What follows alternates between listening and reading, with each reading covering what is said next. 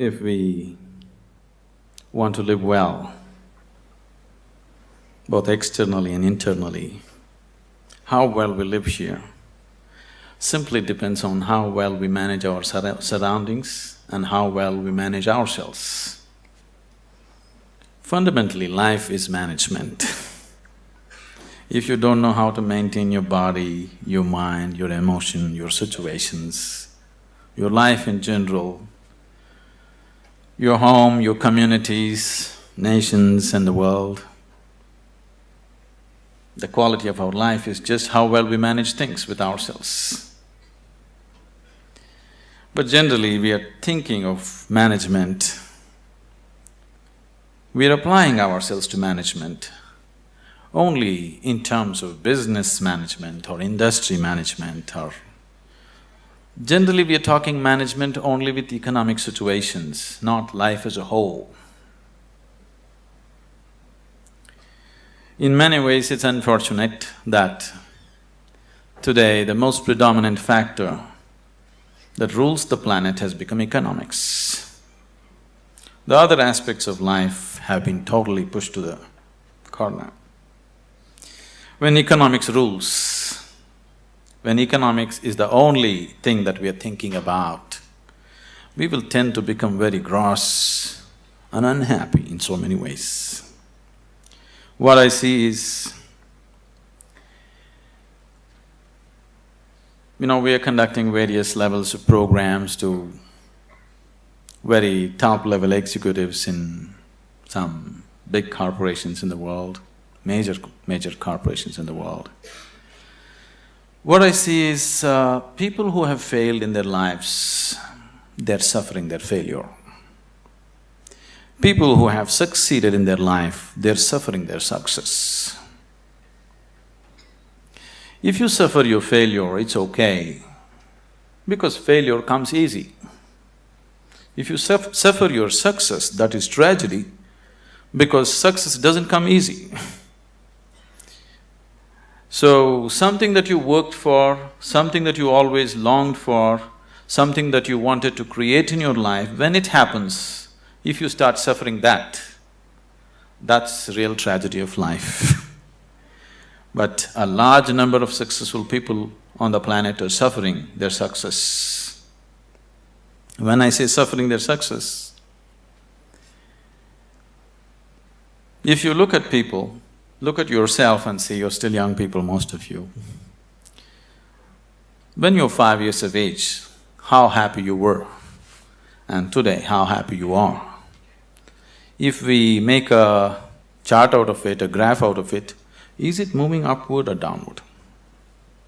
In 24 hours' time, how many moments are you really happy? If you look at this, is it going up or down?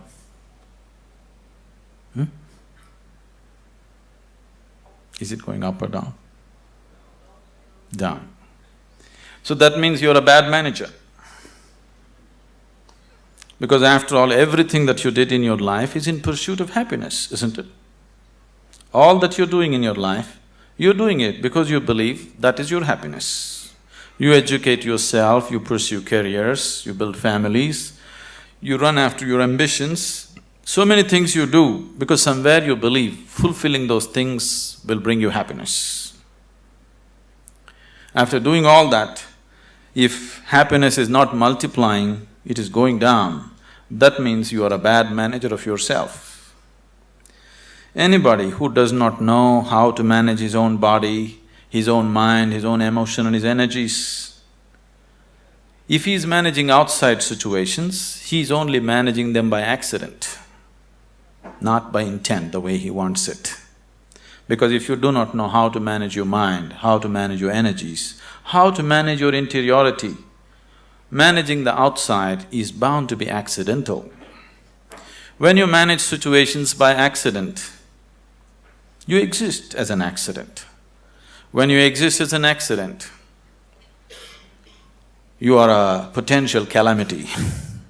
When you exist as a potential calamity, being anxious all the time becomes a natural part of life. Anywhere you go today, people are talking stress management.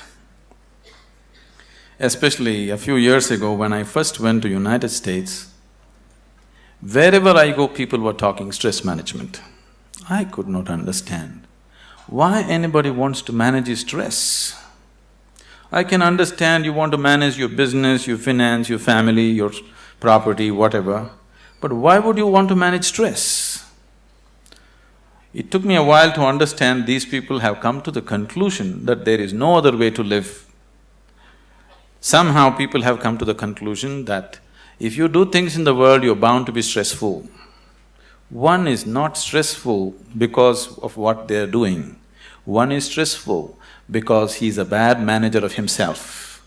He doesn't know how to manage his own systems. That is why he's stressful. It is not the nature of the job which makes one stressful. You ask a chaparasi, he is also stressful. You ask the top executive, he is also stressful. Everybody believes their job is stressful. No job is stressful. If you have no control over your own systems, you will be stressful. Whether you do something or you don't do anything, isn't it so? See, management means… fundamentally, management means we want to decide the course of our destiny. That's management, isn't it? We don't want to live here by accident. We want to take our lives where we want to go. That's management, isn't it so? If you're managing by accident, you are not a manager. Without you, things will run better. So once you say, I'm a manager, that means somewhere you have decided that you want to go in a particular way. You want to have a certain kind of situation, both inward and outward. So everybody is a manager in his own capacity, but in different levels and different types. Whether you manage a kitchen where you cook for 4 people, or you manage a large industry where 10,000 people work, fundamentally, if you want to have a good kitchen or a good industry, you must be a good manager of that situation, isn't it? So whether you're managing a little kitchen or a large industry, if you want to manage outside situations, generally you will have to manage material and people around you. If you have to manage 10 people or 10,000 people around you, you have to manage 10 minds or 10,000 minds around you. But if you have no management over your own mind, you managing 10,000 minds is going to be a disaster. In the process of doing something, if we are destroying human beings, which is happening right now, in the process of managing a situation, the man is broken, then this kind of management is no good, because after all, every management that we do is only for human well-being. If we are doing management for human well-being, in the process of doing something, in the process of managing situations, it is not only about producing something or making profit. Human beings should rise to their full potential. If we manage a situation properly, in simple process of working, you and the people who are working with you should be able to raise to their full potential. When I say rising to full potential, not just work potential, but as human beings, they must be able to rise to their full potential. If people work together, then people should be able to rise to the peak of their love, peace, compassion within themselves. If this doesn't happen, then it's bad management, because all management, the basic intent is human well-being. If that is not happening, you're just producing something, you're making little profit, but human beings are getting broken in the process, it doesn't mean anything. So if this kind of management has to happen, that just in managing a business, you find people around you raise to their peak, then you have to spend a certain amount of time in focusing on your inner management. If this doesn't happen, you will only manage situations by accident. A lot of people have understood management as a way of throwing their weight around. Can I tell you a joke? Are you okay? On a certain day, a lion was really feeling great within himself. He just was walking and a little rabbit was going, he caught him. and roared at him, "Who is the king of the jungle?" The little rabbit, terrified, said, You, of course you." He let him go, swaggered around a little bit. Then he found a fox, caught him. "Who is the king of the jungle?" "Oh my lord, it's you, of course, nobody else but you." Then he swaggered around a little bit, caught a few more animals, everybody screamed out of fear, "You are the king of the jungle." Then he was in full swagger, like a manager, king of the jungle. Walked into a clearing in the jungle, there was a huge tusker standing. He went, stood in front of him and asked, "Who is the king of the jungle?" The tusker took his trunk, rolled him up, picked him up, twirled him around, smashed him to the ground. His back broke. Then the lion said, "You could have just told me."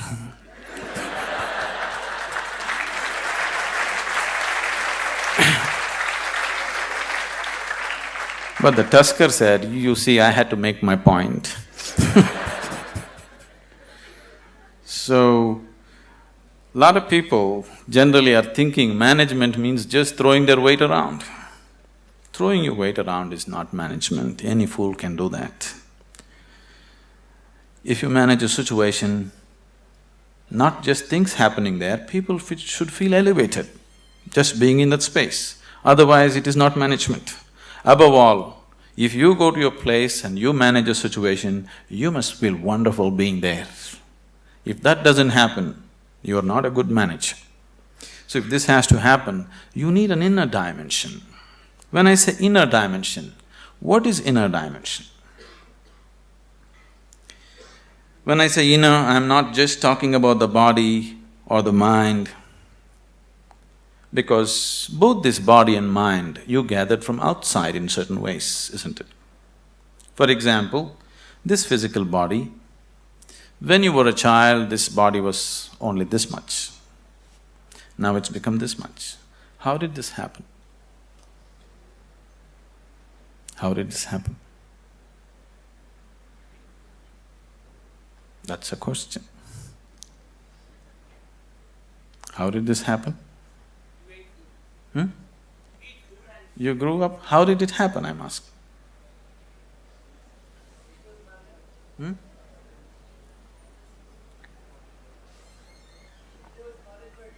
I'm sorry?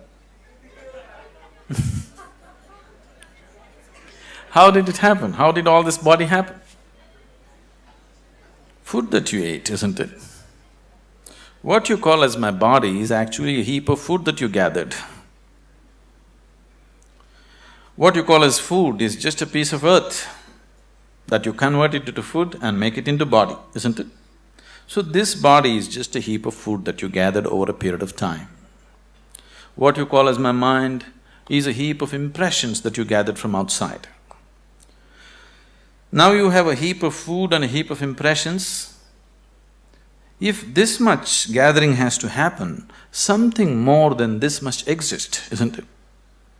If you are capable of gathering such a large body and so much mind, there must be something more fundamental than this. But that never comes into your experience. You're just lost in these two heaps, trying to make some sense out of it.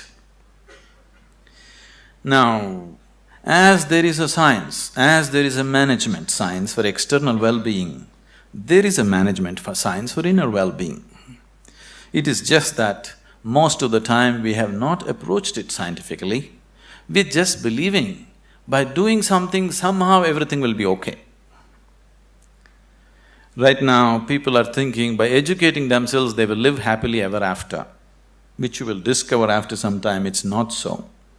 By getting a job, they think they're going to be happy ever after, which you will discover it is not so. By making money, you think you're going to be happy ever after, you will discover it is not so. Somebody thinks by getting married they're going to be ever after, and they know it is not so. So, you're trying to somehow fool yourself into believing that by doing something everything will be okay. Though repeatedly it has let you down, still you believe that something else, some other miracle will make everything okay. It'll not be okay. It once happened. On a certain day, a bull and a pheasant were grazing on the field. You know a bull? A pheasant, a bird. The bull was grazing on the grass, the pheasant was picking ticks off the bull, they're partners, Then the pheasant looked at a huge tree which was at the edge of the field and very nostalgically said, "Alas, there was a time when I could fly to the topmost branch of the tree, but today I do not have the strength even to fly to the first branch of the tree." The bull very nonchalantly said, "That's no problem. Eat a little bit of my dung every day. You will see, within a fortnight's time you will reach the top of the tree." The pheasant said, "Oh, come off it. How is that possible?" The bull said, "Really, please try and see. The whole humanity is on it. You could try too." Very hesitantly, the pheasant started pecking at the dung, and lo, on the very first day it reached the first branch of the tree. In a fortnight's time, it reached the topmost branch of the tree. It just went and sat on the topmost branch and just looking at the scenery, enjoying it. The old farmer saw a fat old pheasant on the top of the tree. He took out his shotgun and shot him off the tree. So the moral of the story is, even bullshit can get you to the top, but never lets you stay there.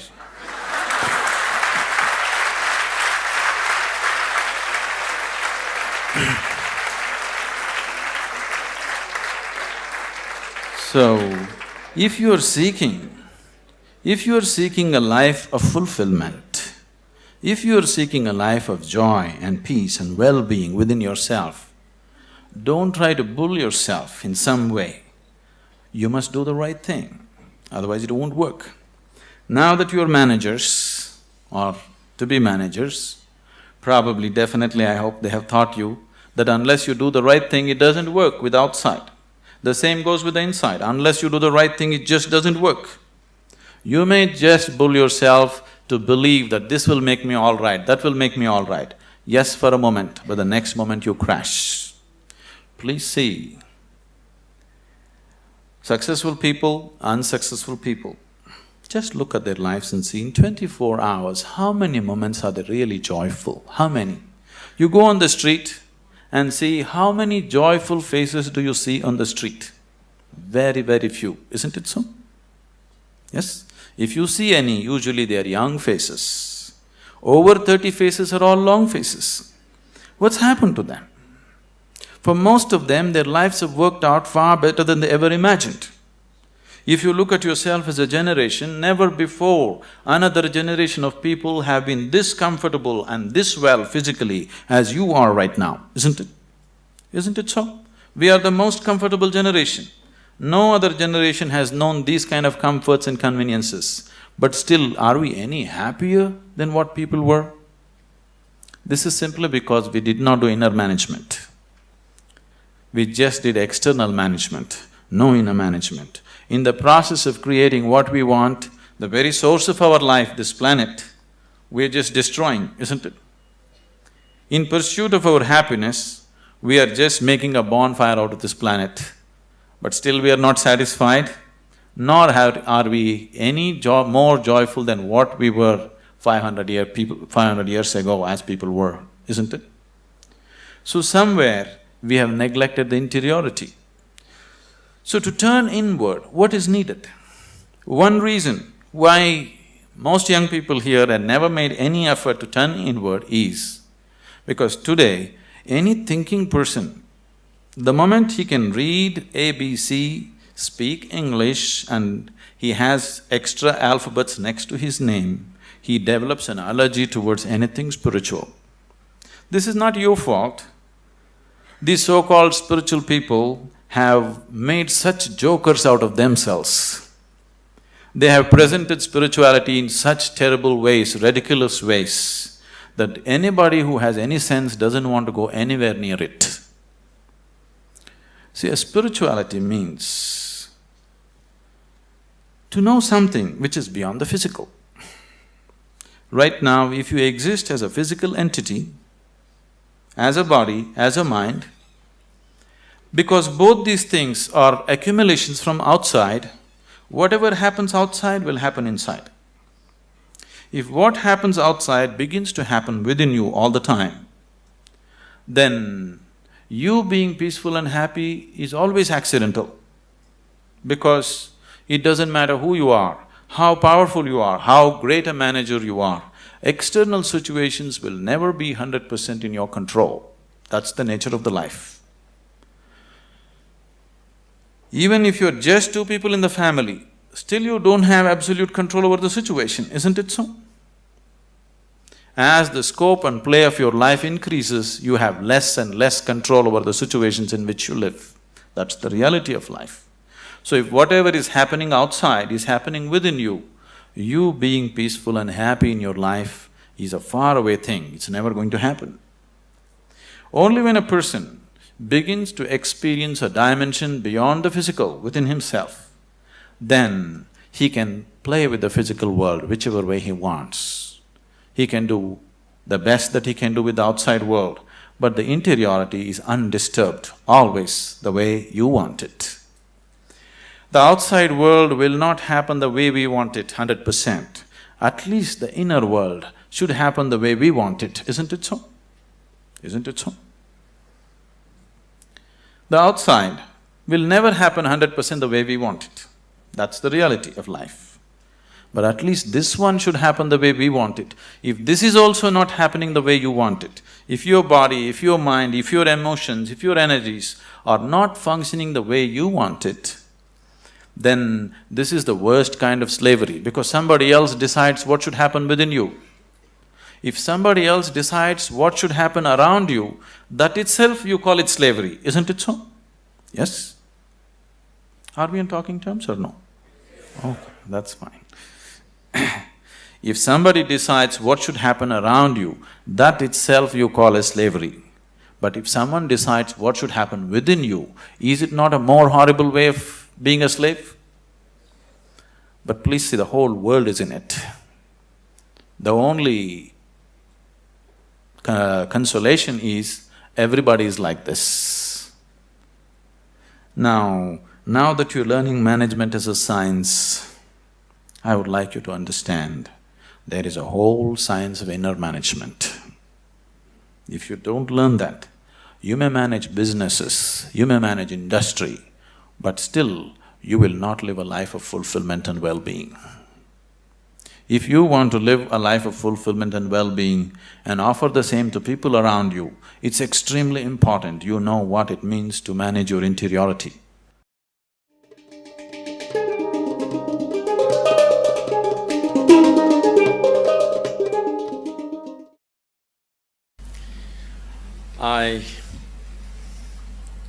I really don't know how you feel today going out of probably the last step of your education, or at least one step of your education, a major step of your education. Because when I studied in the university, I did not go to my convocation.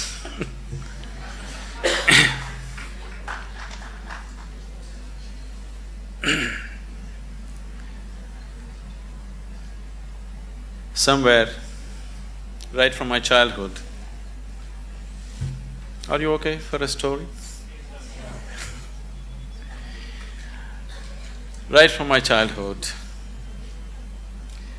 the education that I received, though they sent me to the best possible schools around, it didn't mean anything to me, because my sense of listening and looking at people was such.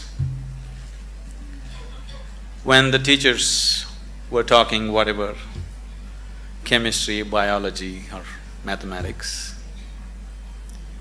one thing I could clearly see was whatever they were saying didn't mean a damn thing to them. And I was not willing to listen to anything from somebody who is talking something which doesn't mean anything to him. So, I always looked at the teacher. If he put his heart into it, I'm willing to be there. Otherwise, I'm out. Because somewhere I have so many things on my agenda for the day. 24 hours are packed with too many things. I'm not willing to spend an hour or even 5 minutes listening to someone who is talking something which doesn't mean anything to him. Even if he's talking nonsense, it doesn't matter. If it means something to him, I'm willing to listen to it. But if he's talking great things which don't mean anything to him, I am not willing to listen to him. So as a part of this, I spent… Your education is over, so I can talk. I spent almost 90% of my college hours outside, only 10% inside. Only when I saw somebody who is talking something with passion, I'm there. Otherwise, I'm just out. Now, this education, I'm repeatedly telling Dr. Majumdar and a few other people around here, I'm happy to see somebody's talking with some passion about what they're doing.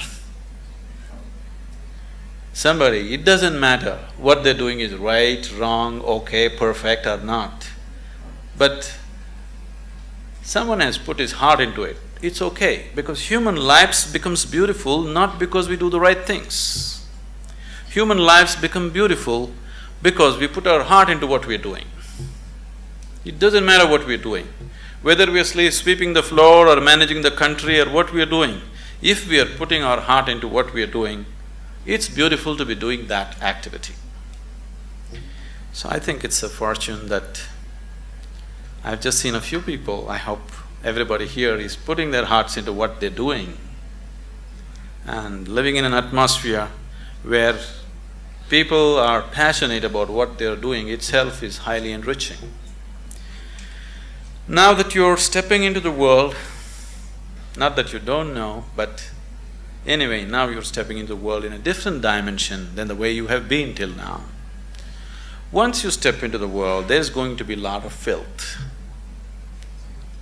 There is corruption, there is nonsense, there is so many things happening everywhere. There are some set of people, a certain set of people, who will develop an allergy for this filth. They can't stand it. They usually run to the Himalayas because they're allergic to filth, they can't take it. They want everything pure.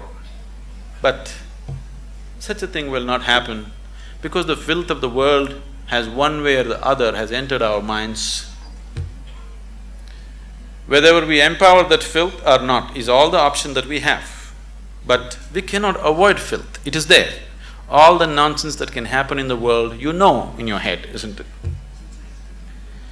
So one set of people develop allergy and try to run away, which they can never do, really.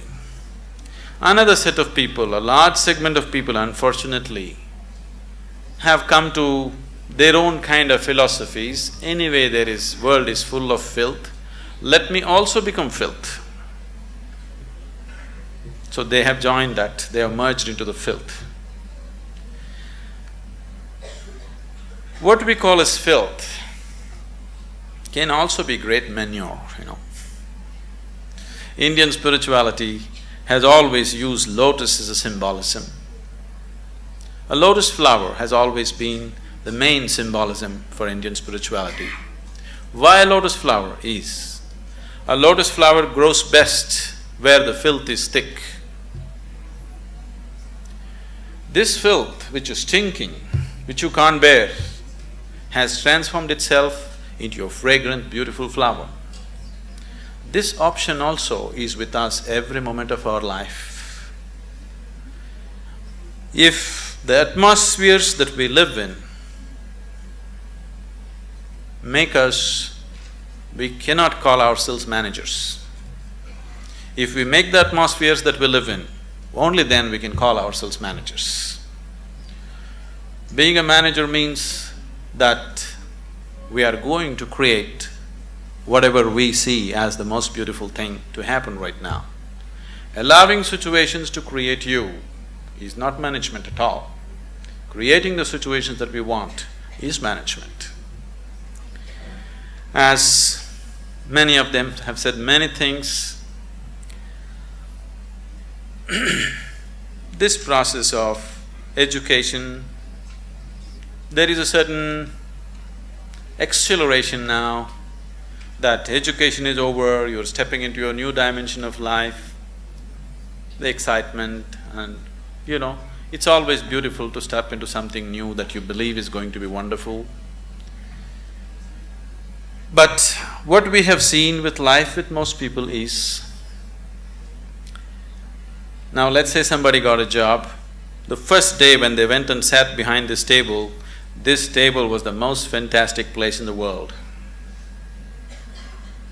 But within a few years, behind the same table, they're manufacturing blood pressure, diabetes, ulcers and whatnot. This is not because there is something wrong with the jobs that we do. This is not because there is something wrong with the world that we live in. It is simply because we have not paid sufficient attention to ourselves. We have paid too much attention to what is outside. To succeed in the world, people are always thinking, great aspirations will make you successful. Aspiration is just an initial starting point. Just because you aspire for success, just because you aspire for prosperity, just because you aspire for well-being, it doesn't happen.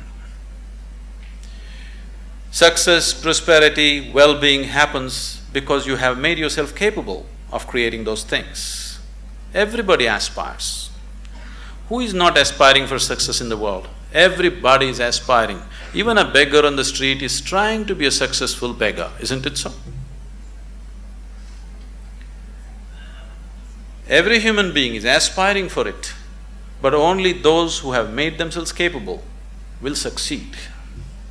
Making yourself capable not only in terms of management skills and other things, but that is needed too, but making yourself capable as a human being to go through situations untouched, to be like a lotus flower, even if you're in the filthiest of situations, to maintain your beauty and fragrance. If one has this, he will float through this life untouched. If one doesn't have it, life will eat him up in so many ways.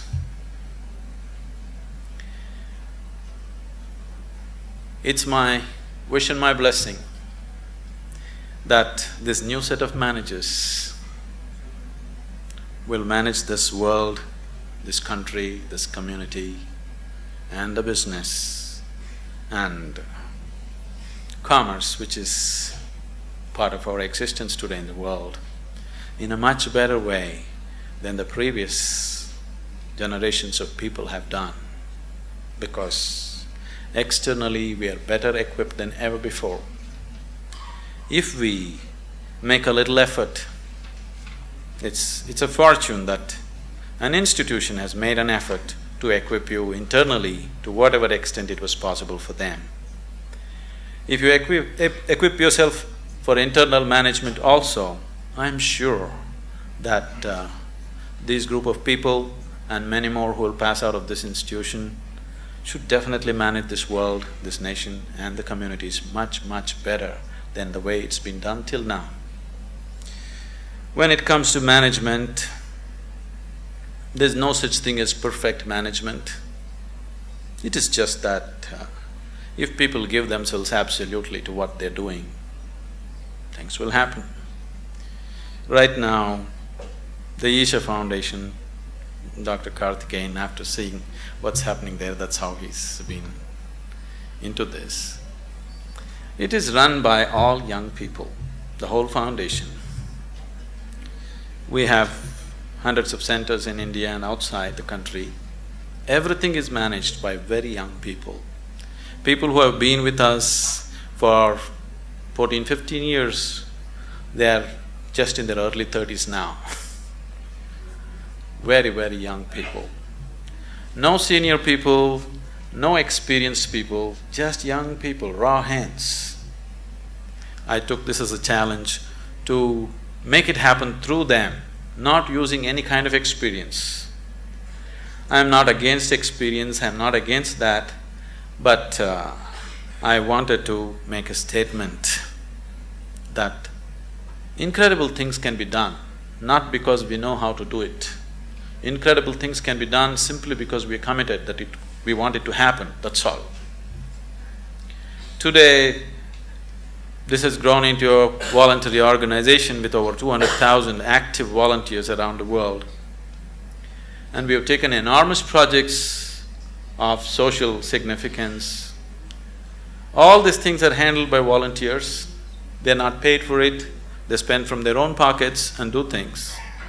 And you need to understand, managing these people, managing volunteers is much more difficult than managing paid employees because you can't fire them. You can never fire them for inefficiency or indiscipline or whatever, because they're there on a voluntary basis. So, people who manage these situations, very young people without any qualifications, they are such fantastic managers of people. The way they manage the situations, the way they conduct thousands of people has set such a exemplary example in the community there. I would take this opportunity someday that when it's possible you visit Isha Yoga Center as to how things are managed, so simply, because management doesn't come… I know you need to learn about finance, this, that, banking and those kind of things, but fundamentally management is your ability to be capable of inspiring people to do their best. And that's all we can do. If everybody around us are doing their best, that's the best possible management that can happen. So this is not going to come with manipulation, this is only going to come with dedication, this is only going to come with love, this is only going to come because you are willing to give yourself 100% to the person who is next to you at that moment. Oh, is all this possible? Is it not all utopian? You think this is the reality in the corporate sector? I'm telling you, we are working in the prisons, we are working in rural areas, we are working with major corporations in the world. It doesn't matter what kind of person you meet. If you just learn to touch the core of his humanity, then you see every human being is willing to do his best for you, always. If you just learn how to touch the very core of a human being who is around you right now, you will see everybody is willing to lay their lives down for you. Only if people around you love you and they want to do the best for you, you will not get ulcers doing management. If people around you are trying to pull you down, you will anyway get ulcers trying to manage situations. Isn't it so? If you do not create the people who truly love us and wanting to give their best, then management is going to be a pain. Management is going to be a huge suffering. Only when people around us really want to do the best for you, only then management can happen wonderfully. It's my wish and my blessing that all of you turn out as truly great managers of yourself and the world around you.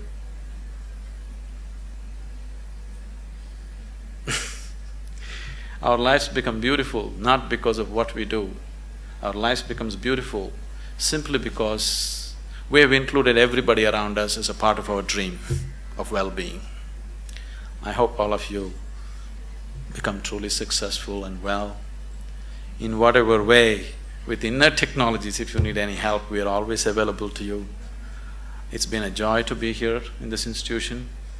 I've been to any number of colleges. People are the same, but creating an institution with some sense of commitment for inner well-being in today's world is… I'm too happy. Thank you.